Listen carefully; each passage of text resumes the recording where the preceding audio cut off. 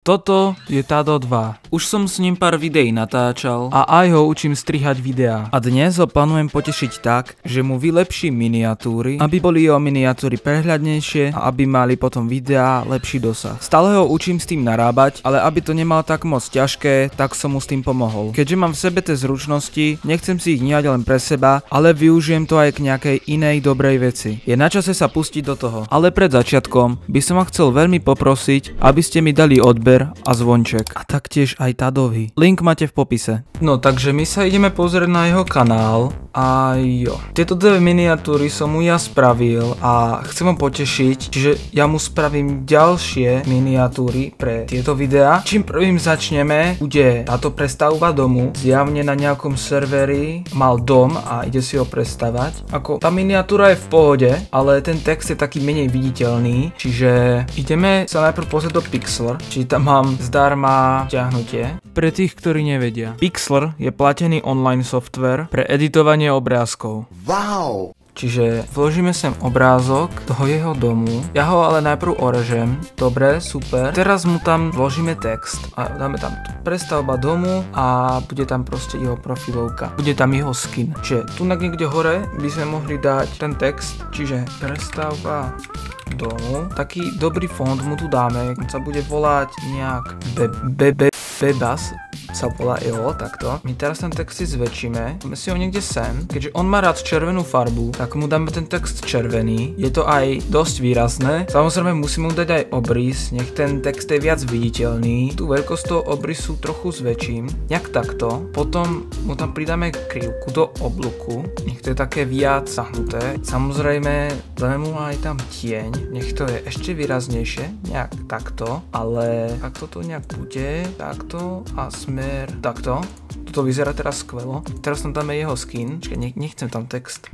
Vložíme tam obrázok. Ja už som si jeden prichystal. Spravil som ho cez Minimator. Špeciálny program na animácie. Sem ho dám. Ešte by to chcelo pridať nejaké rozmazanie, aby bolo vidno iba ten dom. Čiže toto okolie nás vôbec nezaujíma. My použijeme rozmazanie. Čiže štetec si nastavím a toto, keďže nepotrebujeme, môžeme vymazať. No, rozmazať. Takto. Toto by aj mohlo byť. Ešte by sme tam mohli na ten dom pridať šípku, že aby ľudia vedeli presne, o čo sa jedná. O čo sa ti jedná?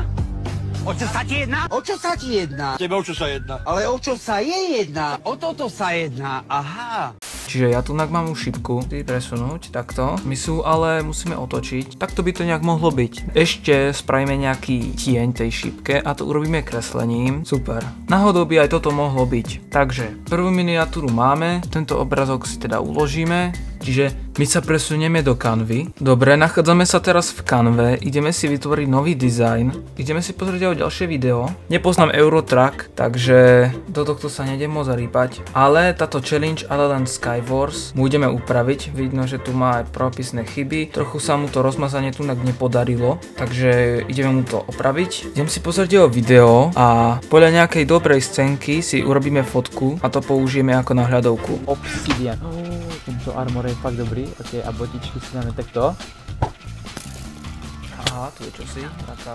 Keďže tunak má challenge, skôr som šťastie, že tam niečo nemôže robiť v Skywarsoch, tak musíme nájsť nejaký moment, kde proste niečo nemôže robiť, že to je také akoby challenge. Dobre, toto vyzerá naozaj dobre, toto by som tu dal. Toto vyzerá naozaj dobre, čiže idem si urobiť screenshot, bum, takto. Prispôsobíme si tú veľkosť, takto, dobre, toto by aj mohlo byť. A dáme tu teraz challenge Skywars, zmeníme si font na Bebas, zase farbu si dáme červenú, dodáme tomu textu obrys, samozrejme ho aj zakrivíme, ako v každej miniatúre, ktorú robím pre ňo. Text dáme asi aj hrubý, je to také výraznejšie a krajšie. Teraz si ten text duplikujem, pridáme tomu taký tieň, také zdvihnutie, tak, tento si znovu duplikujem, dám si ho tam, pridáme tam neon efekt. Aj takto to vyzerá náhodou dobre, ale to by bolo až také moc. Nech to vyzerá ako skoro každá miniatúra, iba je tam ináč napísané to jednoduché, pekné, že je to v pohode. Teraz si ho tunak pridáme, jeho skin, sem napríklad, aby sme vedeli, o čo tu ide v tom obrázku. Počkať, ja si odfotím koleso šťastia, tak. Ideme ho sem vložiť, takto, super. Teraz ho ale budeme musieť orezať a správne otočiť. Ja ho dám takto a to koleso šťastia dáme sem. Keďže tu ide o to, že môže protihráča zabiť iba vajciami alebo snehovými guľami, tak tam dáme challenge. Takto, to vložíme nejak sem. No, je to trochu moc malé, takže ja to posuniem takto viac. Ešte by bolo dobre to zväčšiť. Je to vidno, že to je koleso šťastia. Text si prispôsobíme na bielu. Dáme bielu farbu. A môžeme to dať aj pod seba, takto. Bude to výraznejšie. Tak toto nejak môže byť.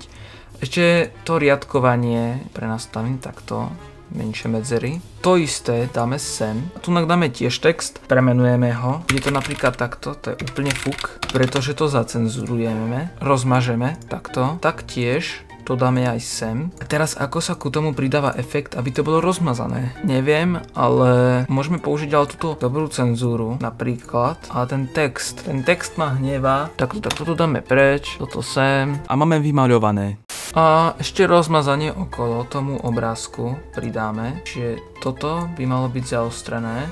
Tak, asi by sme už aj mali ďalšiu miniatúru, čiže zase toto stiahnem. Aj keď nemal by som to asi renderovať v 2,5K, pretože je to dosť veľké a YouTube nepodporuje také veľké súbory, čiže my mu to dáme do 1080p. Ideme na ďalšiu miniatúru. Ďalšia miniatúra je moja challenge v Minecrafte, prvá. No to je tiež nejaká challenge. Pozerám.